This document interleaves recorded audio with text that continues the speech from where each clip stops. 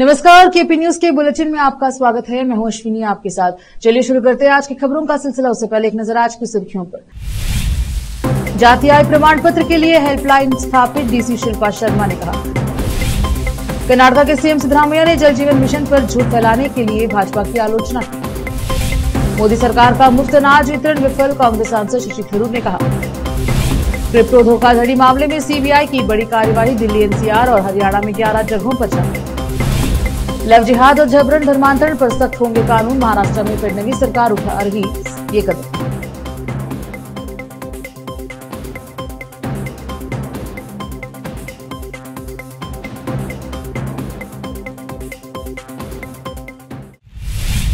समाचारों का सिलसिला शुरू करते हुए देखते हैं समाचार विस्तार से। जिले में ग्राम प्रशासन अधिकारियों की हड़ताल के कारण जाति आय प्रमाण पत्र प्राप्त करने में देरी के कारण छात्रों और उम्मीदवारों की सुविधा के लिए जिला मजिस्ट्रेट कार्यालय में एक हेल्पलाइन स्थापित की गई है। डीसी शिल्पा शर्मा ने एक बयान जारी कर बताया है, जिन छात्रों उम्मीदवारों को परीक्षा और भर्ती उद्देश्यों के लिए जाति और आय प्रमाण पत्र की तत्काल आवश्यकता है, वे अधिक जानकारी के लिए हेल्पलाइन नंबर 08482224319 पर संपर्क कर सकते हैं। उन्होंने कहा कि जाति और आय प्रमाण पत्र के बारे में प्राप्त कॉल का तुरंत जवाब दिया जाएगा और कार्यवाही की जाएगी। किसी भी छात्र या अभिभावक को चिंता करने की जरूरत नहीं है। विशेष संवाददाता की रिपोर्ट।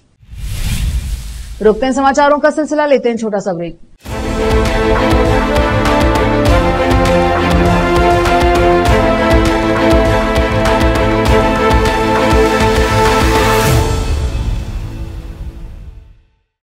नूर एजुकेशन ट्रस्ट बीदर की ओर से चलाए जाने वाला Noor MEd and BEd college Bidar, recognized by NCTE Delhi and affiliated to Bidar University, Bidar.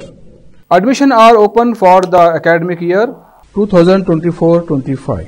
विशेषज्ञ और सक्षम शिक्षकों द्वारा शिक्षा प्राप्त करने के लिए नूर एमएड एंड बीएड कॉलेज में दाखिला लें और शांत वातावरण में शिक्षा प्राप्त करें। बीदर शहर में बेहतर शिक्षा का एकमात्र केंद्र Noor MEd and BEd college, Shahpur gate, Bidar. Phone numbers 9945283920, 8482221297।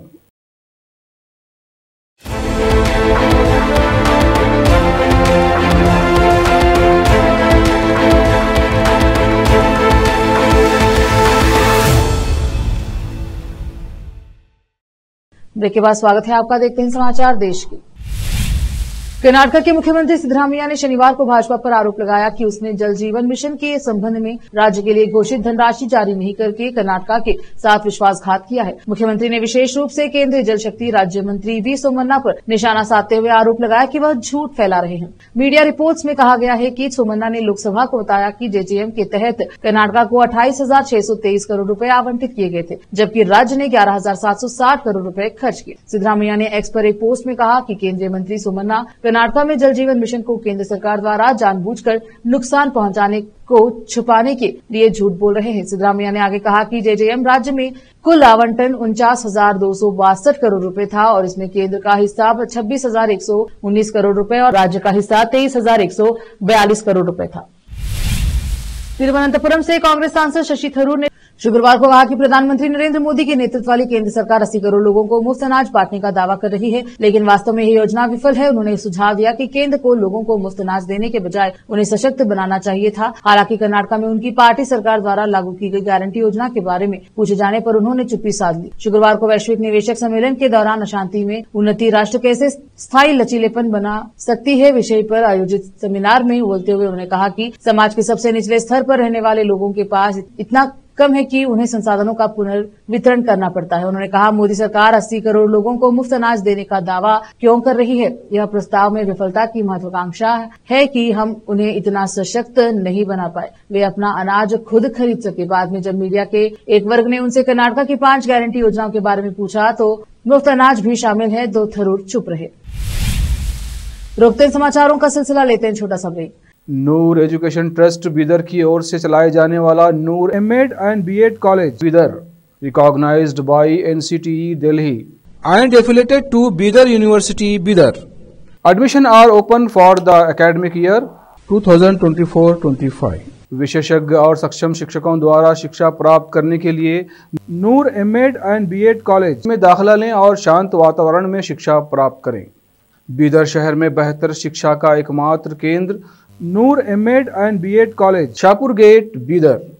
Phone numbers 9945283920, 8482221297। Break के बाद स्वागत है आपका। देखते हैं समाचार देश के।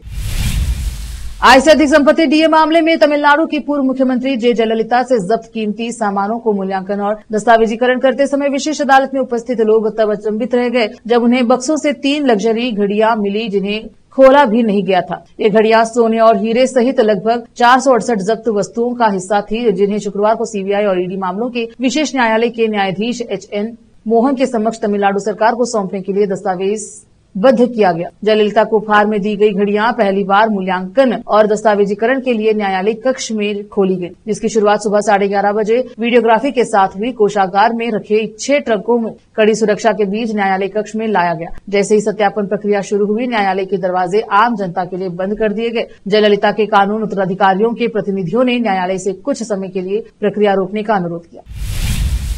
सीबीआई ने क्रिप्टो धोखाधड़ी मामले में बड़ा एक्शन लेते हुए दिल्ली, एनसीआर और हरियाणा में कुल 11 जगहों पर छापेमारी की कार्यवाही की। इस दौरान सीबीआई ने कैश, अमेरिकी डॉलर और सोना समेत अन्य सामग्री बरामद किया। जानकारी के मुताबिक स्वयं को सरकारी अधिकारी बताकर लोगों को ठगने के आरोप में कथित साइबर अपराधियों के खिलाफ दिल्ली और हरियाणा में 11 स्थानों पर छापेमारी की और इस दौरान 1.08 करोड़ रुपए की नकद राशि जब्त की। अधिकारियों ने बताया कि 2 साल पुराने मामले में दिल्ली में 9 और हरियाणा के हिसार में 2 स्थानों पर छापे मारे गए। सीबीआई ने प्रवक्ता ने बताया कि आरोपियों पर स्वयं को सरकारी अधिकारी बताकर अवैध गतिविधियां और क्रिप्टो धोखाधड़ी करने का आरोप है। प्रवक्ता ने एक बयान में कहा, लोगों को फर्जी तकनीकी सहायता परामर्श देकर क्रिप्टो करेंसी के रूप में मनी ट्रांसफर करने के लिए प्रेरित करके धोखाधड़ी की गई। इस धन को फिर कई क्रिप्टो वॉलेट के माध्यम से भेजकर नकदी में परिवर्तित किया गया। एजेंसी ने मामले में 3 आरोपियों के खिलाफ पहले ही आरोप पत्र दाखिल कर लिया। महाराष्ट्र में देवेंद्र फडणवीस की अगुवाई वाली महायुति सरकार अब लव जिहाद और जबरन धर्मांतरण के कानून को सख्त करने की तैयारी में है। सरकार ने ऐसे मामलों के खिलाफ नए कानून के अध्ययन करने के मकसद से राज्य के पुलिस महानिदेशक डीजीपी की अध्यक्षता में 7 सदस्यीय समिति का गठन किया। समिति में महिला एवं बाल कल्याण, अल्पसंख्यक मामले, विधि एवं न्यायपालिका, सामाजिक न्याय एवं विशेष सहायता विभाग के सचिव और गृह विभाग के उप सचिव शामिल हैं। सरकारी प्रस्ताव जीआर के अनुसार यह समिति राज्य में मौजूदा स्थिति का अध्ययन करेगी और लव जिहाद एवं जबरन धर्मांतरण की शिकायतों से निपटने के लिए उठाए जा सकने वाले कदमों के संबंध में सुझाव देगी। यह समिति कानूनी पहलुओं और अन्य राज्यों में बनाए गए कानून पर भी विचार करेगी। इसके साथ ही जबरन धर्मांतरण और लव जिहाद की घटनाओं को रोकने के लिए कानून की सिफारिश करेगी। उत्तर प्रदेश के मुख्यमंत्री योगी आदित्यनाथ आज काशी विश्वनाथ मंदिर पहुंचे। उन्होंने भगवान की पूजा अर्चना की और आशीर्वाद दिया। बता दें कि इससे पूर्व केंद्रीय मंत्री राजनाथ सिंह और नितिन गडकरी ने उत्तर प्रदेश के मुख्यमंत्री योगी आदित्यनाथ और डिप्टी सीएम केशव प्रसाद मौर्य और ब्रजेश पाठक की मौजूदगी में लखनऊ में 114 बुनियादी ढांचा परियोजनाओं का उद्घाटन किया। इस अवसर पर तीनों नेताओं ने लोगों को संबोधित भी किया। इस अवसर पर सीएम योगी आदित्यनाथ ने कहा कि हमें हर 6 साल में कुंभ और हर 12 साल में महाकुंभ आयोजन करने का मौका मिलता है। हम जो भी गतिविधियां करते हैं उससे हमारे पर्यटन को बढ़ावा मिलता है। महाकुंभ की वजह से यूपी की अर्थव्यवस्था को 3 लाख करोड़ रुपए का बढ़ावा मिलेगा। अरविंद केजरीवाल दिल्ली विधानसभा चुनाव में पार्टी और खुद की करारी हार के सदमे में से भी उबर भी नहीं पाए कि अब शीश महल के मामले में उनकी मुश्किलें बढ़ सकती हैं। केंद्रीय सतर्कता आयोग सीवीसी ने दिल्ली सरकार के लोक निर्माण विभाग को 6 फ्लैगस्टॉफ रोड बंगले के विस्तार के लिए संपत्तियों के कथित विलय और इसके अंदरूनी हिस्से पर हुए खर्च की विस्तृत जांच करने का निर्देश दिया है। भारतीय जनता पार्टी बीजेपी के नेता विजेंद्र गुप्ता ने शनिवार को यह बात कही। बीजेपी ने कथित भ्रष्टाचार के कारण इस बंगले को शीश महल करार दिया। इसमें अरविंद केजरीवाल दिल्ली के मुख्यमंत्री के रूप में 2015 से पिछले साल अक्टूबर के पहले सप्ताह तक रहे। इस मामले पर आम आदमी पार्टी या इसके संयोजक केजरीवाल ने तत्काल कोई प्रतिक्रिया नहीं दी। दिल्ली एनसीआर समेत उत्तर भारत के कई राज्यों में एक बार फिर मौसम बदलने वाला है। जल्द ही उत्तर भारत के कई राज्यों में पश्चिमी विक्षोभ का असर दिखने वाला है। इस बार फरवरी के महीने में उतनी ठंड नहीं पड़ रही है जितना कि पिछले सालों में ठंड रहती थी। दिल्ली एनसीआर में दिन के समय तेज धूप निकल रही है। इस कारण तापमान में बढ़ोतरी देखी जा रही है। वहीं उत्तराखंड के कई जिलों में आज बारिश का अलर्ट जारी किया गया है। स्थानीय मौसम विभाग के अनुसार शनिवार को उत्तरकाशी, चमोली, रुद्रप्रयाग, बागेश्वर, पिथौरागढ़ और देहरादून में बादल छाए रहने के साथ बारिश होने के आसार हैं। ऊंचाई वाले क्षेत्रों में हल्की बर्फबारी भी हो सकती है। हिमाचल और कश्मीर के कई जिलों में हल्की बारिश और बर्फबारी होने का अनुमान है। दिल्ली में रविवार को छाए रहेंगे बादल। वहीं शनिवार को दिल्ली का न्यूनतम तापमान 11 डिग्री सेल्सियस और अधिकतम तापमान 27 डिग्री सेल्सियस रहने का अनुमान है। मौसम विभाग ने भी बताया कि रविवार को दिल्ली एनसीआर में बादल छाए रहेंगे। कुछ इलाकों में हल्की बूंदाबांदी भी हो सकती है। इस दौरान न्यूनतम तापमान 12 डिग्री सेल्सियस और अधिकतम तापमान 27 डिग्री सेल्सियस रहने की संभावना है। सोमवार और मंगलवार 17-18 फरवरी को मौसम साफ रहेगा। दिन में तेज धूप निकली रहेगी। एक बार फिर से रोकते हैं समाचारों का सिलसिला, लेते हैं छोटा सा break. Noor education trust Bidar की ओर से चलाए जाने वाला Noor MEd and BEd college Bidar, recognized by NCTE Delhi and affiliated to Bidar University, Bidar. Admission are open for the academic year 2024-25. विशेषज्ञ और सक्षम शिक्षकों द्वारा शिक्षा प्राप्त करने के लिए नूर एमएड एंड बीएड कॉलेज में दाखिला लें और शांत वातावरण में शिक्षा प्राप्त करें। बीदर शहर में बेहतर शिक्षा का एकमात्र केंद्र Noor MEd and BEd college, Shahpur gate, Bidar. Phone numbers 9945283920, 8482221297। Break के बाद स्वागत है आपका। देखते हैं अंतर्राष्ट्रीय समाचार। हमास द्वारा गाजा युद्ध विराम के तहत शनिवार को 3 अन्य इजरायली बंधकों की रिहाई भी कर दी गई है। भारी सुरक्षा के बीच हमास के इन इजरायली बंधकों को आजाद किया गया। हमास द्वारा बंधकों को रिहा किए जाने के बाद इजरायल ने भी 100 से ज्यादा फिलिस्तीनी कैदियों को रिहा कर दिया है। हमास पहले इजरायली बंधकों को रिहा करने में आनाकानी कर रहा था, मगर इजरायली पीएम बेंजामिन नेतन्याहू की सख्ती और अमेरिकी राष्ट्रपति डोनाल्ड ट्रंप की बड़ी चेतावनी के बाद हमास ने इजरायली बंधकों को छोड़ दिया। इजरायल ने कहा कि हमास ने उनसे 3 बंधकों को रिहा कर दिया है। हमास ने इन बंधकों को गाजा पट्टी में रेड क्रॉस को सौंप दिया। सेना ने बयान में कहा कि रिहा किए गए तीनों लोग उनके पास है, जिन्हें पहले अस्पताल ले जाया जाएगा। हमास चरमपंथियों ने शनिवार को 3 इजरायली पुरुष बंधकों को रिहा कर दिया। रिहा करने से पहले उनकी दक्षिणी गाजा पट्टी में भीड़ के सामने परेड कराई गई और फिर रेड क्रॉस को सौंप दिया गया। अमेरिका की राष्ट्रपति खुफिया निदेशक डीएनआई तुलसी गबार्ड का पीएम मोदी का दौरा खत्म होने के 2 दिन बाद बड़ा बयान सामने आया है। तुलसी ने कहा है कि प्रधानमंत्री मोदी का अमेरिका में स्वागत करना सम्मान की बात है। गबार्ड ने कहा कि वह दोनों देशों के बीच मित्रता को मजबूत करने की दिशा में काम करने को लेकर तत्पर है। बता दें कि पीएम मोदी राष्ट्रपति डोनाल्ड ट्रंप के साथ द्विपक्षीय बैठक के लिए अमेरिका पहुंचे थे और इसके कुछ घंटों बाद ही गबार्ड ने मोदी से मुलाकात की थी। गबार्ड ने एक्स पर लिखा कि भारत के प्रधानमंत्री नरेंद्र मोदी का अमेरिका में स्वागत करना सम्मान की बात है। मैं अमेरिका भारत मैत्री को और मजबूत बनाने के लिए तत्पर हूं। गबार्ड ने मुलाकात के बाद मोदी ने उन्हें भारत अमेरिका मित्रता की प्रबल समर्थक बताया।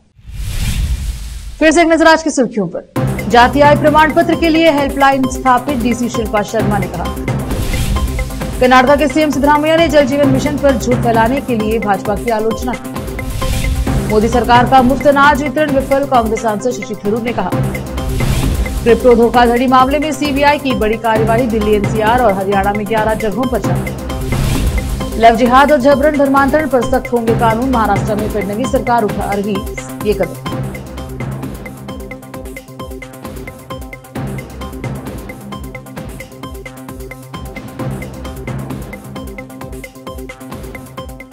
केपी न्यूज के बुलेटिन में अब तक के लिए इतना ही। देखते रहे केपी न्यूज 24/7। धन्यवाद। देश प्रदेश और स्थानीय समाचारों के लिए केपी न्यूज 24/7 को लाइक, शेयर एंड सब्सक्राइब जरूर करें।